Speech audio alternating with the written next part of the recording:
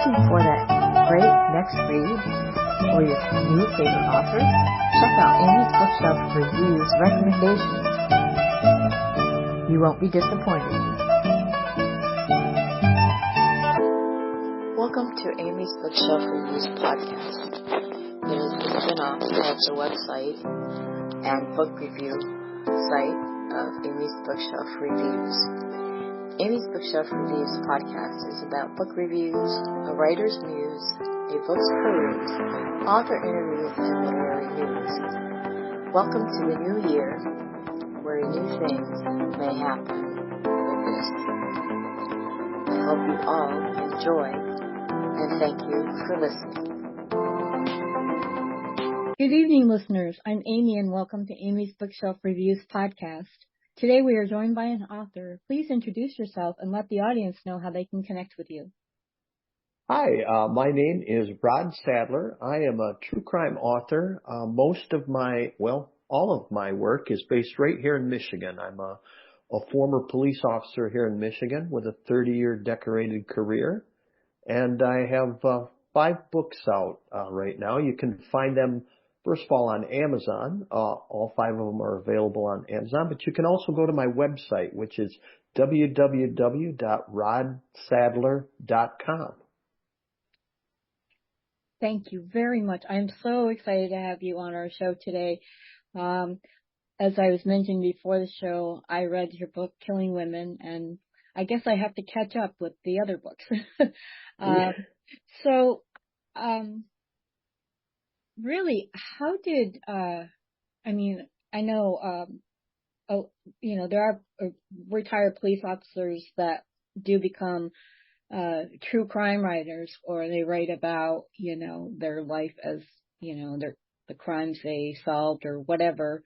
And I'm a big fan of true crime and, just like stories, about real things that happen. Because sometimes, most of the time, life is a lot meaner than fiction is. So I just wanted to thank you and ask you so when you retired, did you know that you were going to I'm going to start writing true crime books? No, actually what happened was my great-great-grandfather was the sheriff in Ingham County, Michigan in 1897. And I was always fascinated by that because I was a deputy sheriff in Ingham County also. And so I was doing some genealogy research and discovered a murder that he had investigated in the small town of Williamston, Michigan, which is actually where I grew up. And it was a bizarre murder. A gentleman came home from work and discovered that his wife had beheaded his mother and set her head on a plate for him for dinner. It's a true story, and it was it was a macabre murder. And I thought, well, this would make a great book, and so I wrote about it. It's a quick read. It's 179 pages, but I had so much fun. That's how this all started. Wow, that really is something. Yeah, it's very, very bizarre. And I think that's kind of, it's like,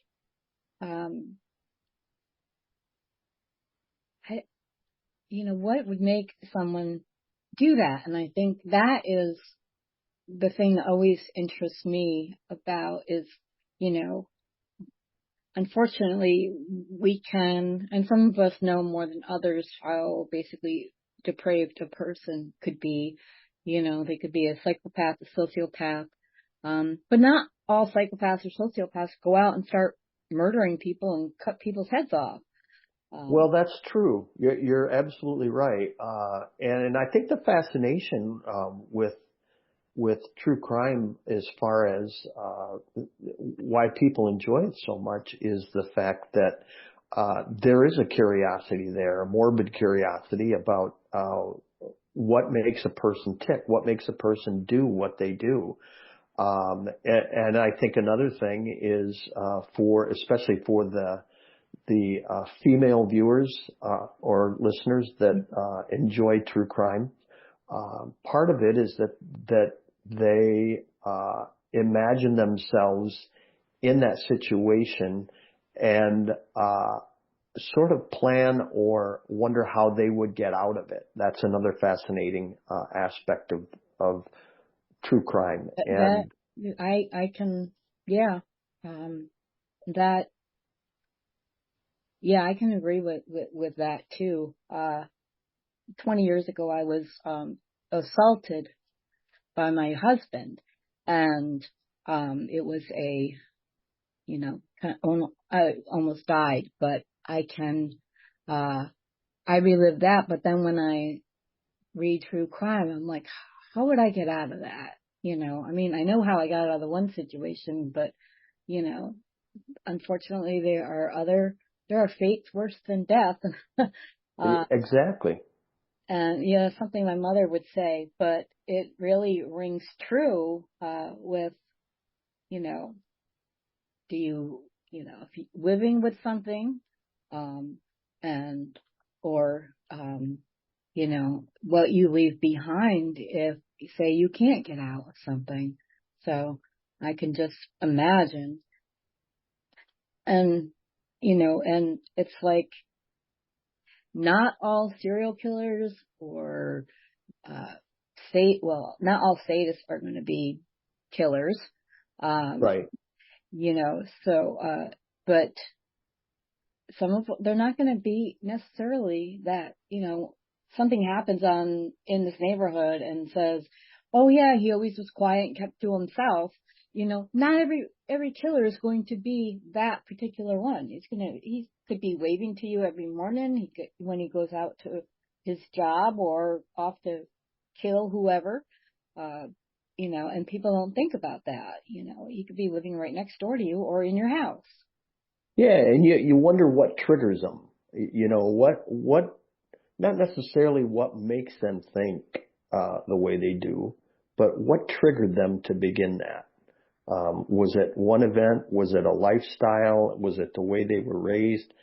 There's so many questions out there, and that's a fascinating aspect of true crime enthusiasts. They want to know. Yeah, I mean, I totally agree with that. I want to know why that person did it. If there is, when they're punished, is lifetime in prison versus the death penalty, difference, so, things like that. And then I also, what I really enjoy is the puzzle, the investigation, that learning about that, and how the pieces all fit together when you solve a crime, and like that.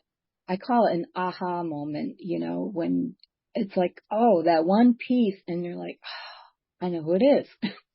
Well, that's exactly right. And in a couple, two of my books, one of those is called A Grim Paradise, which I wrote after I wrote Killing Women, and that is a cold case. That's an unsolved murder on Michigan's Mackinac Island, which is a premier vacation destination for travelers worldwide. It's absolutely gorgeous up there. No automobiles are allowed. It's all horse and carriage, Wow. or foot travel, or bicycle travel. And back in 1960, there was a murder there that is still unsolved. And so I wrote about that murder. And believe it or not, in the hopes of finding that one small piece of evidence or information that might lead to the identity of the killer. And oddly enough, after that book was published, I got a tip on a possible suspect, and I just met with the Michigan State Police yesterday and passed that information on to them. So it's really fascinating the way cases come together, and sometimes it takes a book to do that. In my latest book, called Depraved Obsession, you mentioned that you like to read about that, how it all came together and how that one little piece of information solved the case. Yeah. Well, in this particular case, the police were searching for a young boy's body, and when they went and talked to the killer's girlfriend, they knew her identity, and they said, where was your boyfriend for the weekend? And she said, well, he was up at our family cabin up in Gladwin County, Michigan. And it was then immediately they knew that's where the body is. And they only found that information out because they had found a receipt for a wrecker, and the wrecker driver said, oh yeah, I remember the lady that was with this guy, and her name was such and such. And so they tracked her down, and that's when she said, oh yeah, he was up at our family cabin. So it was that little receipt that led to the boy's body. It was just a fluke that they found that. So that's another example of those little pieces of information that solve these huge cases. Yeah, that is just, it just kind of gave me shivers down my spine. It's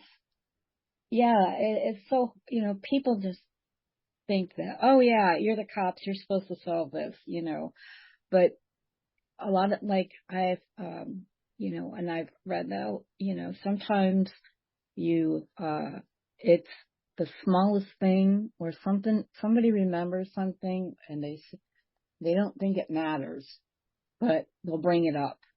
And exactly. Or they don't think it matters, and at the time they don't say anything because they thought, oh yeah, it doesn't mean anything. But then later they think about it and say, oh, wait a minute, maybe that does mean something. Mm-hmm. Yeah. Yeah. So the latest book is about a gentleman. I use that term loosely. A man who back in 1984, 1985 killed two young boys, and he had an obsession with young boys. And really, the book does not. I would say it doesn't focus so much on the murder of the two young boys. It focuses really on the investigation into capturing this guy and how they identified him. And it also focuses on how the two boys' families turned their tragedy into something positive. And that's really the crux of the entire book. And it's really, I think it's my best work yet. I really do. It's a fascinating story. And it really delves into the defense that he used in his trials, and that was the insanity defense, and how the prosecutors were able to overcome that defense and show that he was responsible without a doubt, and that he wasn't insane at the time that he murdered these two boys. And then there's also the question in the book about whether or not there may be some other unsolved murders out there. There's been speculation that this killer, excuse me, by the name of Ronald Bailey, could be involved in some unsolved murders, maybe in Florida and maybe in Ohio. And so that's another aspect of the book that, when people read it, maybe someone will read it and say, oh yeah, I remember that. Yeah, so-and-so's case was never solved. And they may bring that information to the forefront. So there's always that hope when I write these books that especially the serial killer books, that somebody will come forward and remember that one little piece of information.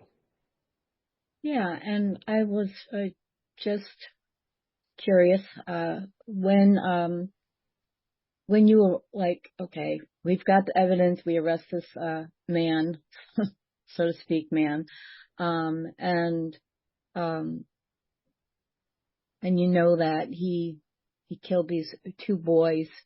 Do you try to see if there are other, like maybe surrounding cases where, or, missing boys, or, something that fits, that maybe you can't link them, but it's a possible link to Oh, sure. missing? Yeah, I think that always goes on. You always look for similar cases, other unsolved cases where you say, hey, could he have been involved here? The problem with the older cases, obviously, is that in this case, there was really we didn't have DNA back in the 1980s, Right. the DNA technology that we have today. But with that being said, if evidence in cases is properly preserved, then maybe there's a chance that since the killer is still alive and in prison, that a case could be made against him if he is in fact responsible for him. In the Mackinac Island murder that I wrote about in Grim Paradise, Right. sadly what we found so far is that the evidence, because the case is 65 years old, is either been misplaced or destroyed. Yeah. And if it's been destroyed, that case will never be solved. Right. And so the search goes on. And sadly, the Michigan State Police doesn't have the time or the manpower to devote one person to look into something like that. And so I hope that the work that I'm doing in writing these books maybe is a catalyst to light a fire under somebody to look a little closer, because I'm out of law enforcement now. I've been retired now for 13 years. And I can't go in and search evidence rooms and things like that. So, hopefully these books that I'm writing will help that process along a little bit. Oh, yeah, I hope so too, at least, so that people that are missing loved ones, or they don't know who killed, one of their loved ones, I don't think it's, at least get some answers. I mean, personally, I would rather know than not know, and, and always wonder. And I don't know if you ever get like closure, but I think that, getting answers is what people really need. Even if oh yeah, I've assumed my son's been dead for 15 years, don't know what happened to him, but I can't imagine that feeling. I'm a mother of, well, they're grown now, but I just can't imagine not knowing where someone I love is. Yeah, that's a huge thing right now. Not only if that person, if their murder is unsolved, but not knowing where they're at. Yeah. That I can't imagine being in that position. I really can't. We all love our kids from the time they're born until we leave this worldly earth. But to have one missing, I just can't imagine what someone would be going through. Me neither. I mean, I live in upstate New York, and we've had cases where a child has gone missing, and sometimes in one case, I remember that they arrested the man. They had enough evidence, but he kept toying with the police on where her body was, and they never found her body. He took them on wild goose chases just to do it. But he admitted she was dead, but and the evidence that they did have linked to him. So but he would just never give up, where she was. He would change his story all the time. Sure. Yeah. Oh my gosh. Yeah. That's terrible. I know. And it's like those cases stand out because in my it's like I was a kid around that time, older than she was, but there are, I just can't imagine. And a lot of times the families, sometimes they break apart. Sometimes they find a cause to fight for justice, not just for their child, their loved one, but for others in that situation. And we have, there are missing persons out there where nobody knows what happened to them. They assume they died, but they just will never get that answer. And I just can't imagine. Yeah, It we took have a a while. case. We have a case here in mid-Michigan right now. The case is 35 years old, and it is a missing person case. She was declared dead several years after her disappearance, but to this day, the police still don't know. Yeah. And I think that's the thing. There's so many different ways to hide somebody. And Uh, some people are, an organization to help find missing people. yeah, yeah. And I think that, that would be nice if people could actually find their loved ones, at least to know where they are and bring them home. And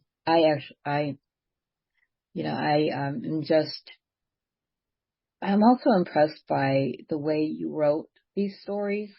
You know, it didn't, like you said, it focused on the investigation.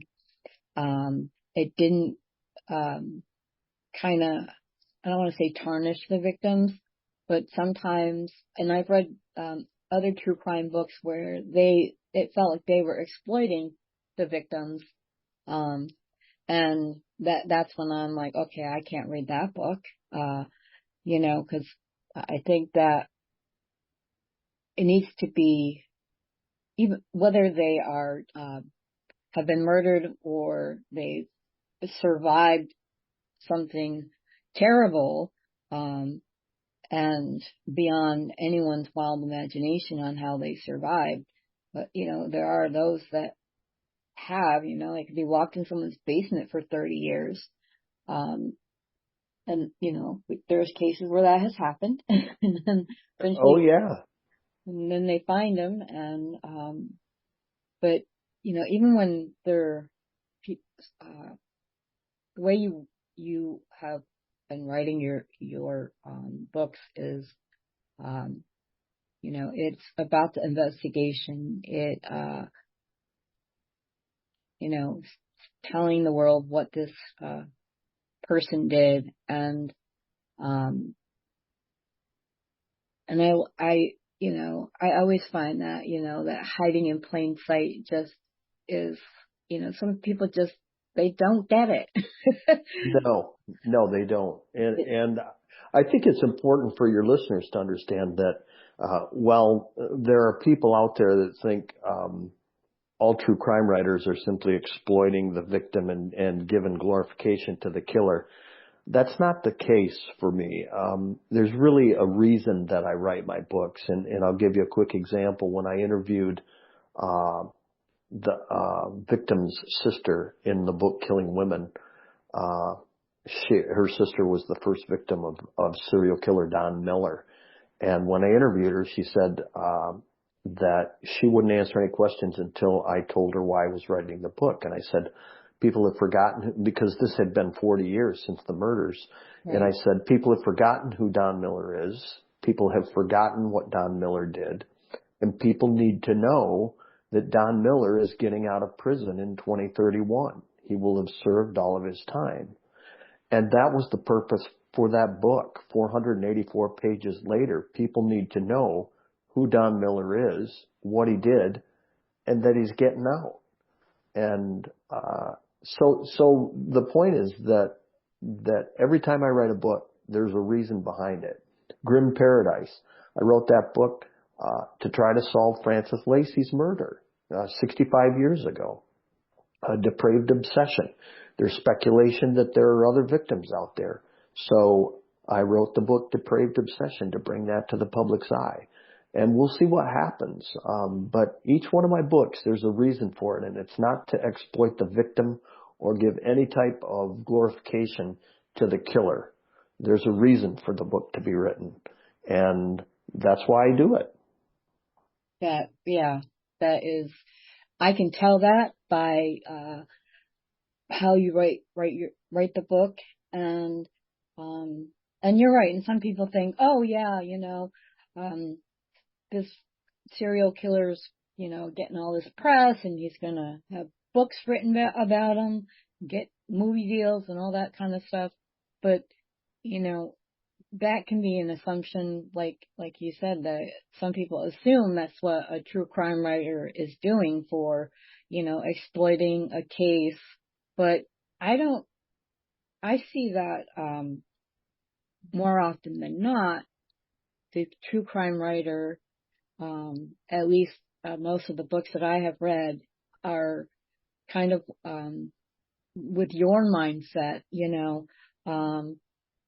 maybe there's an unsolved case that could be linked to something that was already solved, or you're writing, like you said, you wrote about an unsolved case, and then, you got a tip, so that's what, I believe that, that's where the true crime writing should, that's where it should be at that point, not glorifying, a person's death or right. the person behind the mask.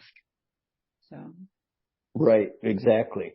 So I do hope that you get a chance to read Depraved Obsession because I think you'll enjoy it. I think it's my best work yet, and I think it brings a lot of information to light, not only about the mindset of Ronald Bailey, the killer, but the defense that he tried to use and how the police were able to overcome that. Yeah, I definitely am going to read this book. I have, your publisher sent me a copy of it, so I will be doing that, and then I'll write my review and post it. But I'm definitely going to look up your other books and read those as well. And, I welcome you back to our show again. You could maybe someday, just somebody listening might, know something. And I think that's important as well. Well, real quick, that's what happened with Grim Paradise. A guy in North Carolina had heard a podcast about it, and he put two and two together, and he gave me a call, and we discussed the information that he had, and we'll see where that goes. But it's people like you that put the information out there to the public for me, and that's how crimes are solved sometimes. So thank you. You're welcome. And like I said, I would love to have you back on the show. And, also, if that tip leads to something, if you could let me know, I really would appreciate it. I'd love to know. Oh, I absolutely will. Great. So if you wish for you or your book to be on the show, go to amysbookshelfreviews.com/podcast. Thank you for listening. Be safe, be well, and always be kind. Thank you for listening to Amy's Bookshelf Reviews. If you are looking to be on the podcast or looking for a book review, you can go to amysbookshelfreviews.com and look for the appropriate navigational menu. Again, thank you all for listening and being a supporter of this podcast and of the Amy's Bookshelf Reviews, professional reviewers of books and audiobooks. Thank you all. Be safe and be well.